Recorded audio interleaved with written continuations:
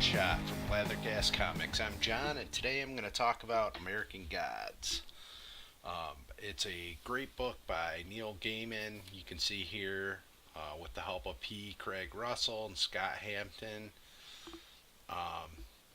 Also features artwork by Walter Simonson, Colleen Doran, and Glenn Fabry. So, if you open the book, it says the words are by Neil Gaiman, story and words, and then the script and layouts were done by P. Craig Russell.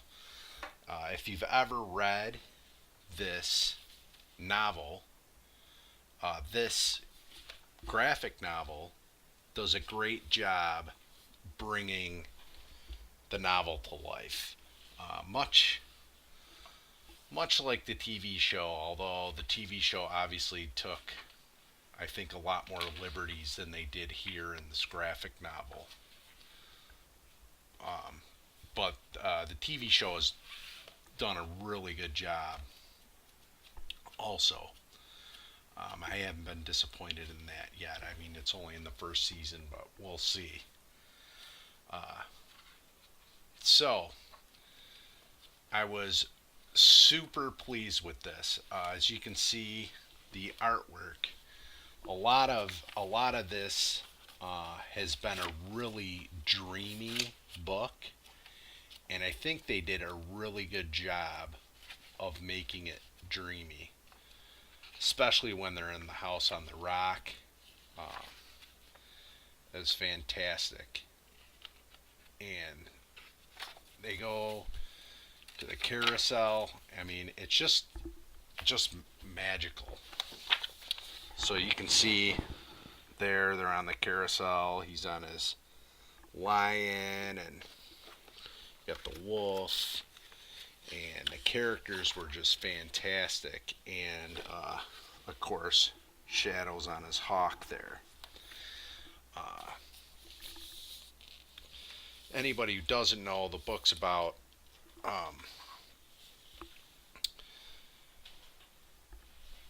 the confrontation of the old gods of Europe and the new gods of America. And when we're talking about new gods, we're not talking about the Judeo-Christian God or the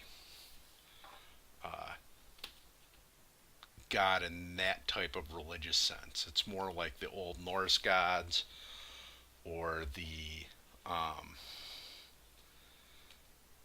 old Norse gods, some of the gods from India, some of the gods from other parts of the world, some Irish old gods, but they talk about the new gods being like the god of television, the god of the internet, the god of, the railway, the god of the automobile, because that's kind of the things that people worship now. They don't worship Thor and Odin and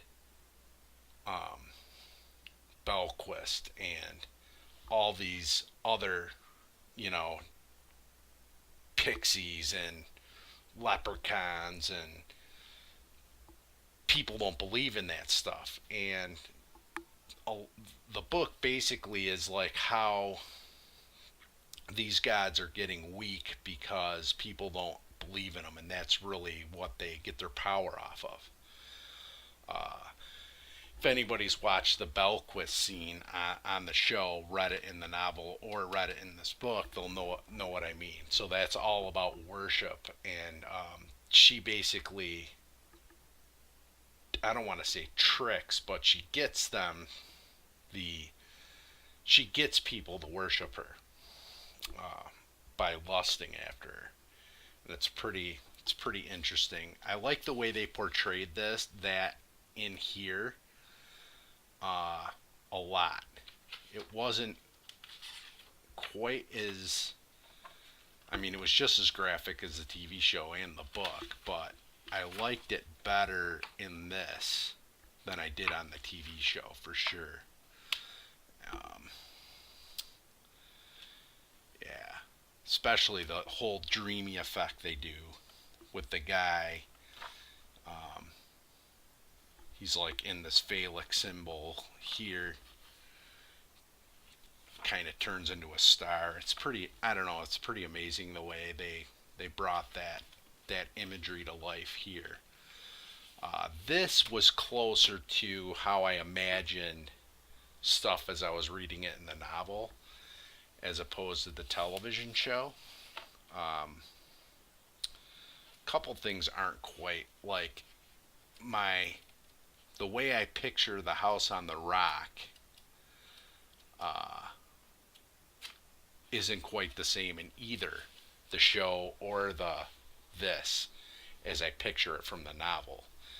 Uh, the next time I run through Wisconsin, I'm definitely going to check the place out for myself. It is a real place. I know Neil Gaiman had said when he was writing this book that he went to all the places that he mentions in the book. So if there's a place in the book, it's a real place, and he spent time there. And I find that really cool that he would put that kind of time into his research. So this is the first volume, Shadows, American Gods. You can pick this up at your local comic book shop. I highly recommend picking up a copy of this. The new series just started. I think the first issue came out last week or the week before. So ask your comic shop about that and see if you can get that put in your pull list. Also, I'm not picking that up. The second volume, which starts out with a new issue number 1. This is only like I think the first maybe quarter or third of the content that's in the actual novel. So I don't know how many books they're gonna do in the graphic novel form. I would think that they're probably going to do 3 volumes. That would be my guess. If I read the solicitations, I'd know, but I don't. So, but the next volume has started on this, so uh, it doesn't really wrap anything up in this volume, which makes sense because it's not.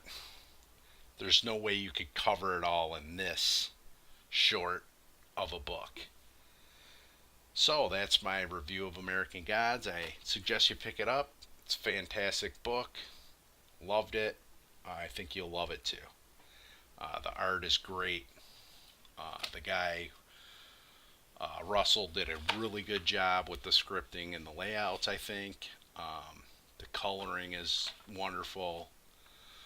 The lettering is fantastic. It's super easy to read. Um, it's super dense also. A lot of dialogue, a lot of description, and unlike some of the older Silver Age Marvel books, the descriptions are actually useful. And what I mean by that is, I just remember reading like some of those old Thor books, and you'd have them describing what's happening in the panel, like, oh, he drops down 50 feet through the rushing air and splashes into the water, and it's like, yeah, I can see that. It was in the 3 panels. Like, thank you for the description. The descriptions here are more useful than that. They're not describing the picture that you're seeing. But it's really dense, as you can see. There's a lot of dialogue, and there's a lot of description bubbles. I mean, there's a lot going on. It's pretty dense. It's a lot of story. They fit a lot in each issue. So this collects the first 9 issues and is the first volume, and then they started the second volume off with a new number 1. All right, now I'm really done. All right, you guys have a good one. Bye.